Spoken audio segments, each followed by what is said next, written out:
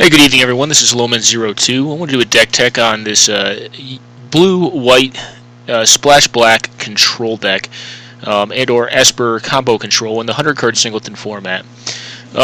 So lands or mana base, we have 39 lands. I won't cover the ones in the far leftmost column that I'm currently highlighting because I think they're pretty standard fare as far as which fetch lands are being played and as far as what the mana base looks like. As you can see, it has a very large volume of basic lands, which means it's a little bit less at risk to decks that utilize land destruction. We even have our own land destruction package in the sideboard in the form of Back to Basics, but it's not a card that I really want to go into in the main, just because in some matchups it does absolutely nothing. In this pile right here where you see 8 lands, we have our spell lands, as I like to call them. Myriad Landscape is not really a spell land, but it is a 2-for-1 printed on a land card that allows you to get 2 basics. I think it's extremely powerful, and then when you start running cards like Crucible of Worlds over here in the card advantage pile, it can become very disgusting. Next up you have Wasteland. Not much does it better than Wasteland as far as just saying no to any given land unless it's like Darksteel Citadel or something like that, or another undestructible land. The next one we have, or indestructible rather, the next one we have up is Maze of Ith. You'll note we're not running, and I always forget the card's name, but the colorless producing land that costs 2, well, costs really 3, you have to tap it itself, plus white and 1 to prevent damage from an attacker. I think Maze of Ith is just better by far. Even though it can't produce mana in this deck, having a spell land like this, it can often just be very potent. Next up you have Fairy Conclave, which we're a moat deck, which I have over here in the Wrath effects. So Fairy Conclave can slowly close on a game, and it also can take care of Planeswalkers. If I had to cut a man land, though, it would probably be that one. Also have Celestial Colonnade, which is a very potent man land, and under a moat or in the late game, it can just end the game rather rapidly.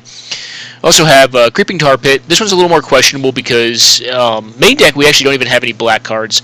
So really the only reason the black mana is in this deck is to support 2 things. One, I guess activation of Creeping Tar Pit, but realistically, and more so, it's the use of the sideboard and also Engineered Explosives for 3. So the deck can make Engineered Explosives work up to 3 with the main deck as it stands. In the sideboard, we have a lot of good options against white, as you can see, Virtue's Ruin plus Dread of Night, and then Perish in Nature's Ruin against green decks. Although, I don't know, I could reconsider it and just go straight Azorius, because I don't think that you need that much additional hate against green decks. I think against green decks you should be pretty favored. Obviously build dependent, but I think generally it's going to be pretty strong against those. And then finishing up the spell lands, we have Caracas. It's on color, and it's a great effect. A lot of good value in that card. And then Academy Runes. Academy Runes is good with cards like Batterskull, which you see sitting over here, the Stoneforge Mystic. It's fine with Helm of Obedience, Vidalcan Shackles, Crucible of Worlds, even Engineered Explosives. Recursive Explosives can be a thing in this deck. And then just the lands themselves, the artifact lands themselves. So the next pile we have here is the Trinket Mage package, which actually consists like this. It's actually Trinket Mage, Engineered Explosives, plus the 2 artifact lands. Trinket Mage is not optimized in this deck, and actually I think I probably need to further explore the board space to put like one of the 1-mana Graveyard Hosers in there, and possibly a Pithing Needle, but Pithing Needle I just have found is too hit or miss. On a deck like this, it's good against a resolved Planeswalker, but I don't know. I haven't been that impressed by it. So that's a Trinket Mage pile. Obviously, there's a couple other cards, to include the explosives that could go over in this pile, but have been put in a different one for a different effect. Going to the next piece here. Now, this is really the engine of the deck. These cards kind of allow the deck to work. So the way this deck plays out, it plays out a lot like Legacy Miracles. I wouldn't say it's as powerful as Legacy Miracles, but it does have a few tools that deck does not, to include Personal Tutor, Enlightened Tutor, and Mystical Tutor. The most powerful of them obviously being Mystical Tutor, but the way the deck actually works, and I'll go all the way to the far end of the deck right here with its win cons, is it utilizes Personal Tutor or Mystical Tutor to either find Entreat the Angels to win once you're on a vast amount of mana, and/or it ends up finding Terminus right here. The ability to cast a Wrath of God for a better card than Wrath of God for 1 mana is pretty ridiculous. Putting all those cards in the bottom of their library is pretty insane. Both these cards can be a win con or can just save your butt, which I actually just put a game up where Personal Tutor actually saved my butt by finding me Terminus. Enlightened Tutor's in the deck primarily because it ties to one of our win cons, Helm of Obedience. So chiefly it's going to be finding either Helm of Obedience or Rest in Peace right here. Rest in Peace can also be found by Muddle the Mixture, which is also in the deck right here. It also has a relevant effect in the Control Mirror. So this is really kind of the engine component of the deck that allows you to get, vast threat advantage with a card like Entreat the Angels, or find what you need to find to get a Helm of Obedience online. There is credence to possibly playing Mystical Teachings in this deck, but once I curve the deck out, you'll see that we're running it pretty close, I think, to what we can right now. And if we were going to do that, we'd probably remove some of the card selection. So the next pile here of 10 is card selection, and we have cards like Brainstorm, which work great with the fetch lands. Opt, which is a little less powerful, but I actually like in this deck because oftentimes you'll want to Terminus on their turn or Entreat on their end steps. You can kill them on your turn before they can react to it. And Opt allows you to play a card like Personal Tutor or Mystical Tutor on your turn, and then opt into it when they don't expect you to be able to cast the card on their turn and either screw up their blocks or combat math and win the game. So I'm pretty happy with it. Jace Vryn's Prodigy. Not much to be said about this guy. In a deck with this much card draw, this many spells, he's pretty overpowering. And actually we have 3 Jaces in the deck, which now you can actually have all of them in play at once, which is a pretty cool mechanic. Next up you have Ponder. Ponder, just a powerful card selection cantrip. Wouldn't replace it. The next one up is Portent. Portent is actually kind of a legacy du jour in Legacy Miracles now without top and counter ballots have kind of fallen to the wayside. And cards like Portent allow you to Terminus on your opponent's turn or Entreat on your opponent's turn, which is how this deck tries to utilize it. Next one up is Preordain. Great card. It's not on the level of Ponder or Preordain. I'm sorry, it's on the level of Ponder or Brainstorm, but extremely powerful. Serum Visions, probably the one I'd most likely be to cut.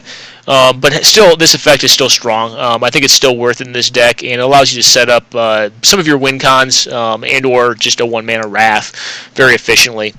Next up, you have Impulse. Impulse is generally used to dig for either a win con or an answer to the board, so either your Wrath effects or one of your win cons over here. Next up, you have Latnam's Legacy.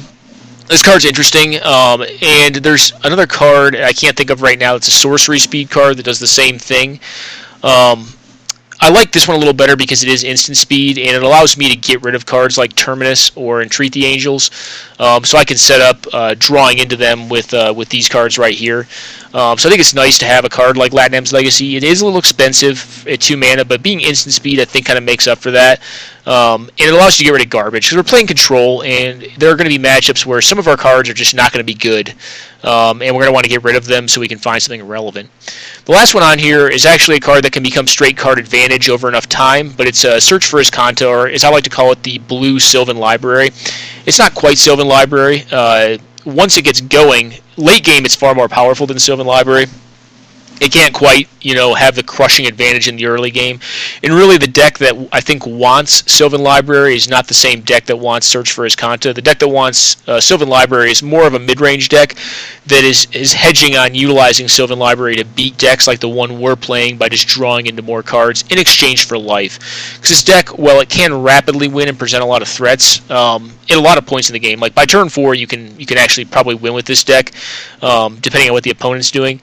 But typically speaking, you're going to play long, drawn-out games where eventually you just grind them out of cards and you just Entreat for 1 billion, or you just kill them with Helm and Rest in Peace. And to step back, guys, if you're not familiar, so Helm, Rest in Peace, if you're not familiar with the combo, Rest in Peace makes it so that everyone's graveyards are exiled. Anytime a card would go in there, they'd be exiled. Helm of Obedience, X. Target opponent puts cards to the top of his or her library until a creature card or X cards are put into the graveyard, because Rest in Peace is a replacement effect in the graveyard, exiling cards. If you just activate Helm for 1, it'll exile their whole library and they will lose the game once they draw. Next up we have Snapcaster. I put him kind of in a pile of his own because he does pretty much anything that any of our other spells do. So he can be card selection right here in this pile. He can be, a counter spell in this pile. He can be a Wrath effect in this pile, or he can be, point removal on Swords to Plowshares and Path to Exile, or card draw, card advantage right here, or a tutor, possibly. So he can do everything. That's why he's also in the deck. Consideration also to playing Torrential Gearhulk, but 6 mana is an awful lot, and I just kind of shied away from it because I wanted to kind of keep this deck as low as I could to the ground so it was efficient still, as efficient as it could be, while still accruing advantage.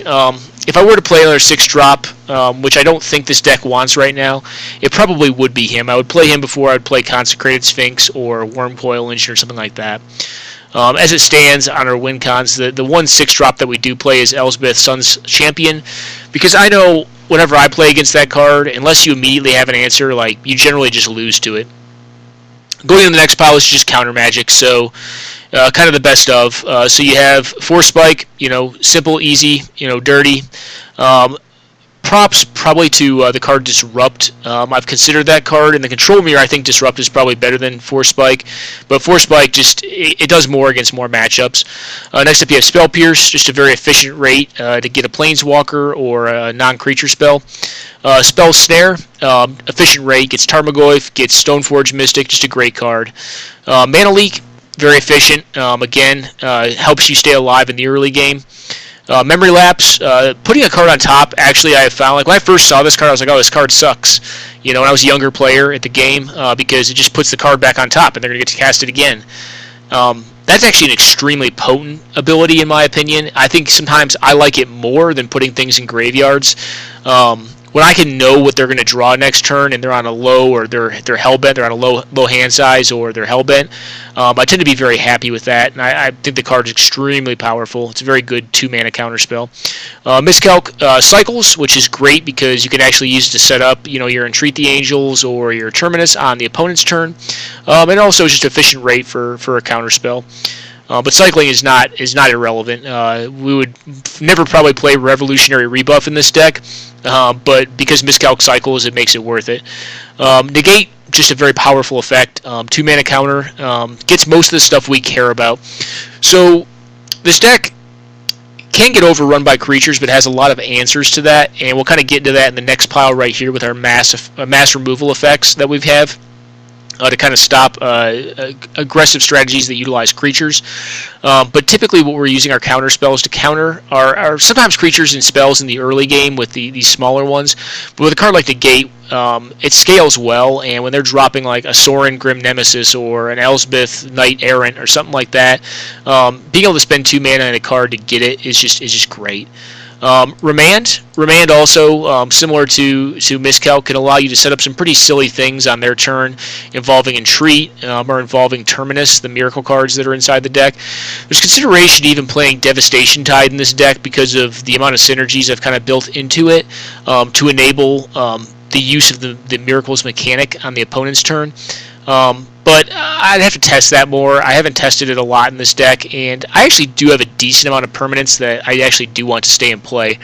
Plus, I don't really care to spend a card. It doesn't really accrue card advantage, which, that's what this build is all about. The only cards that really don't accrue card advantage are the tutors that are in this pile right here, but typically speaking, what they're going to get and allow you to resolve is going to accrue vast advantage, so they kind of make up for it. Next up, we have, a classic hit, Counterspell, right here. Just a beast, it's been good since it was printed, and still is. Mana Drain, also a beast, now allowed in the format, and has allowed some pretty swingy turns since I've, since it's been allowed in this format. Muddle the Mixture, so this one's a little bit of a weaker counterspell. It's not bad, though, because it does kind of get instants and sorceries, which is fine. But it also transmutes and finds the Rest in Peace 1/2 of our combo, or finds a lot of other powerful 2-mana cards, like Search for Azcanta could be great, or just another counterspell like Mana Drain may be what you need. So I like the card. I think it's fine in this deck. Next up, we have Complicate. Complicate, I think, is extremely powerful. When you're able to cycle this and counter something, basically go up on a card for nothing, it's pretty amazing. It's just straight card advantage. And just because it cycles, it's a fine counter spell. And being a mana leak that's just one more, is not great, but it still gets stuff, and I think it's good enough for the deck. Next up, we have Disallow. Of the 3-mana counters, And when I say 3 mana, I guess what I mean by that is, so the 3 mana ones that come to mind really fast are Disallow, Dissipate, Dissolve, and Forbid. Forbid, I think, belongs in a deck that probably draws more cards than this one does. I'm not running it in here.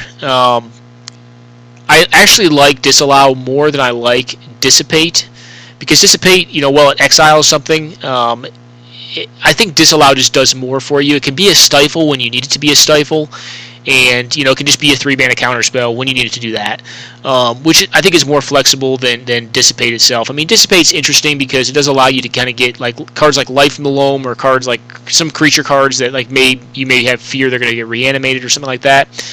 But I tend to like Disallow a little better, I think. Alright, the next one is Dissolve. I think this is probably the best of the 3 mana counter spells. Being able to scry one in a deck like this, where like each one of your cards matter, and you really need to find specific things in a deck of 100 cards. I think this is actually extremely potent, so I'm a fan. And actually, I do have one more 3 mana counter spell, one that I forgot to mention, Absorb. You're going to take a beating in this deck, generally speaking, against most mid-range, especially against most aggressive decks. So I think Absorb is in a good spot for this build, because gaining 3 life is not irrelevant. Basically can be a 2-for-1 against some matchups where they're just trying to life you as fast as they can. Next up, we have Cryptic Command. If you're not familiar with the card, it's pretty much the Swiss Army knife of counter spells. More often than not, you're just going to counter draw, but it can also fog attack steps, bounce things. If you had a Planeswalker get resolved and you have an answer to it readily, you can bounce it, draw, and then counter it on the next turn if you have another counter spell. Dismiss is kind of like half of a Cryptic Command. It is card advantage, so when you get to counter something and draw, it means you're up a card and they're down 1. So I think it's worth a nod. And I do run it in this deck because I just like the sheer advantage it provides. Condescend, one of the weaker of the counter spells. It's not bad in the early game, though, where you really need to set up your top deck to hit the land drops you need, or to get into necessary disruption to stay alive. But if I had to cut a counter spell, it would probably be this one. What would I replace it with? So one of the cards that I feel like is missing from this deck is Unexpectedly Absent. I'm a big fan of the card, and I'm trying to find a place for it in this deck because I think it would be nice. Is one additional piece of point removal. It's also nice that it allows you to put it on top of their deck, so you can have 100% assuredness of what their next top deck is going to be, and it allows you to play with perfect knowledge. The next one is Logic Knot, just a fine 2 mana counter spell. I know it's an X spell, but more often than not, it's just going to be a 2 mana counter, which in a format where you're only allowed to play one of each card, that's pretty exceptional. And the last one we have is Mystic Confluence. Mystic Confluence is just, again, it's kind of like Cryptic Command on steroids. It can do a lot to swing games around, and it's just vast advantage. You'll note in this pile we're missing two cards that commonly see play in the 100-card format. One of them is Force of Will, and the other is Daze. So Daze, I think, is a little less controversial because we don't really want to go back on land counts with this deck. This deck needs its mana very badly because it's winning with cards that require tons of mana to use. And it's trying to just counter tons of spells. As you can see, we have 20 counter spells in the deck, possibly more if you start counting Snapcaster Mage, etc. So, I don't really like Daze because when you're going back, and if you're casting it for 2 mana, that seems kind of bad. I guess it's a 4 spike for 2, but I need my counter magic to be more efficient, and also it's just it's not a very synergistic effect with the deck. Force of Will, like I said, a little more controversial, but this is a card advantage deck, and I haven't been happy with Force of Will in these style of decks. It is randomly great in some games where you just need a Force of Will to stay alive, or possibly to protect yourself after you tap out. In those cases, it can be nice, but I feel like more often than not, I just don't want it because I want to stay up on cards and eventually just avalanche into a win. I think in the control mirror, it's actually bad. I think Force is actually actively bad in the control matchup. Where it's good is against combo, obviously, because it's the combo killer of Legacy and Vintage. where it's okay, I suppose, is like against like mid-range, but like against aggro, I really don't want to be going down cards. I really want to be like either 1-for-1ing them or many for wanting them with their cards, not 2-for-1ing myself against them, because I feel like I'm going to have to rely on my overall card advantage in the mid to late game to beat those style of decks, and I just don't feel like Force of Will really cuts the mustard for this deck, to be honest.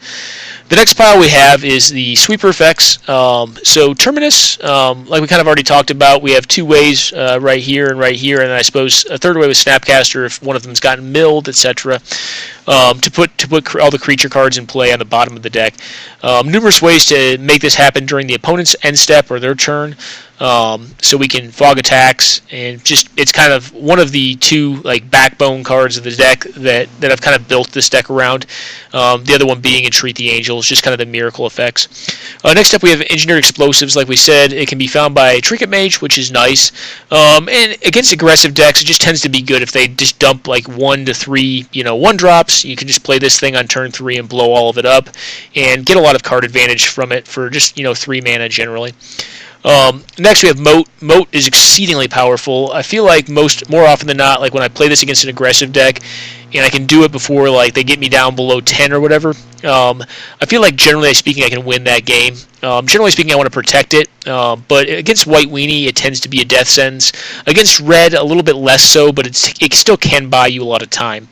The next one up is Wrath of God, just old-fashioned Wrath of God. Not much does it better. And then Supreme Verdict, not bad against like the more like aggro control decks, where you just need an effect that can stop them before they kill you, and kind of go into building card advantage after that. Next up we have the point removal. So Path to Exile, I'm a little less high on this card because it is kind of a 2-for-1 card, and I may remove it and replace it with something like Condemn, but Condemn is just so much less flexible than Path to Exile is. Swords to Plowshares, yeah, ubiquitous with miracles, with control. I think really any deck that runs white should be probably running Swords to Plowshare. It's just that good. Next up we have Oblivion Ring. Just fine point removal. So if they get a Planeswalker in around our counter magic, we can just get it with this. Council's Judgment can get rid of a Thrun, can get rid of a Planeswalker that's resolved, can get rid of a True Name Nemesis. It's just very flexible and assured removal for anything that can be any permanent card. And then lastly we have Detention Sphere, which is also very powerful. Of note, the Oblivion Ring and the Detention Sphere can be found by Enlightened Tutor. So in a GIF, if you really need it, you can find that effect with the Enlightened Tutor as well. The next pile here is just like our sheer card advantage pile. So you have Ancestral Visions, which is just a powerful effect when you get it off on like turn 1. Next up is Crucible. We have a lot of fetch lands. We have the Myriad Landscape, like we talked about, right here. Crucible of Worlds is just, it's just a card engine, is what it is at the end of the day. Next up, you have Fact or Fiction. We don't have a ton of graveyard synergies. We have some, but just the raw amount of cards you get off this thing is it's pretty asinine. So I felt like, it needed to be in the deck. Another card we could look at putting in this deck is Intuition, but I don't feel like this deck really wants Intuition as much. We don't per se want to indiscriminately bin cards, so I kind of feel like we could pass on that. We're not a Life from the Loam deck or a Reanimator deck, but Fact or Fiction is just one of those cards where I don't mind if I have to ditch the cards in the graveyard. It just tends to find you some of what you need. Jace the Mind Sculptor, ubiquitous to control. Not much does it better than this guy. One of the first Planeswalkers ever printed. Obviously, some mistakes were made, but this card, if cast onto an open board with counter magic or protection, backing it up, will pretty much never lose you a game. I don't think it's very possible. Jace, Architect of Thought, also very good. Great against aggro decks, and just a card engine as well. Dig Through Time, we're going to put a lot of cards in the bin with some of the card selection and the counter magic we're using. So fueling up Delve for this card is not that hard, and I tend to think it's very, very powerful. Probably more so than the next one up, which is Treasure Cruise. But since we're a combo control deck, Dig Through Time tends to be a little more powerful. Treasure Cruise, also exceedingly powerful. I mean, this deck will often cast Treasure Cruise as an Ancestral Recall, which is a rate that can't really be beat. And then Sphinx's Rev. This is a much more mana-intensive card draw spell, but the life gain's not irrelevant, as you're going to tend to be getting beaten down. And if you ever get this off and get to untap, you probably can't lose the game. It's probably very difficult to lose the game. And then next up we have, one of our other creatures that we have in the deck, Stoneforge Mystic, and really it's just to find Batterskull, because Batterskull tends to halt most aggressive strategies, and even against mid-range or control it's fine, because of the recursive capability of the Batterskull itself. So it's just a card engine in a way, because if they have to spend removal to stay, to keep it from gaining you life, you're getting a free card out of it every time. The last pile we have here are just win cons. So I'll start with Entreat the Angels, because it's kind of the hallmark of the deck. Because of Personal Tutor and Mystical Tutor, this thing right here, Entreat the Angels, and some of the draw effects we can have on the opponent's turn, will tend to just win you games, especially if you've gotten to 6 or 7 mana. It tends to be pretty impossible for you to lose once you resolve this thing, especially if you get to do it during the opponent's end step. Next up you have Rest in Peace plus Helm. We kind of already explained that combo and the ways that you can find it. Just a powerful combo. Once you've gained control of the game, you don't want to just let them draw out of it and live forever, because eventually you'll run out of counter spells. So, with Rest in Peace and Helm, once you've seized control, you can just assemble this Tron and just knock them out of the game instantly. Vidalcan Shackles. I don't like this card as much against aggressive strategies, but against mid-range, it's actually very powerful, especially on a deck that runs this many islands. We have a ton of islands, so having Vidalcan Shackles, I think, is just fine. It tends to, give us an additional win con that, is fine. And then if you do manage to untap with it against aggro, it tends to lock them out of the game as well, because they have to deal with it before they can actually attack you or get in there without just throwing cards away. So in some ways, it's win con. In other ways, it's a card advantage engine as well. Gideon Jura buys you a lot of time and can just randomly win games on his own, but mostly just buys you time. Can also remove the most pertinent of the opponent's threats, which is not a bad deal. And then Elspeth, Sun's Champion. Like I said, for 6 mana, this thing is just a beating. It does pretty much anything you want it to do. It can be a Wrath if you need it to be, or it can just make infinite blockers and block the opponent out. A couple cards that we're actually missing from this deck that I think could be considered for add.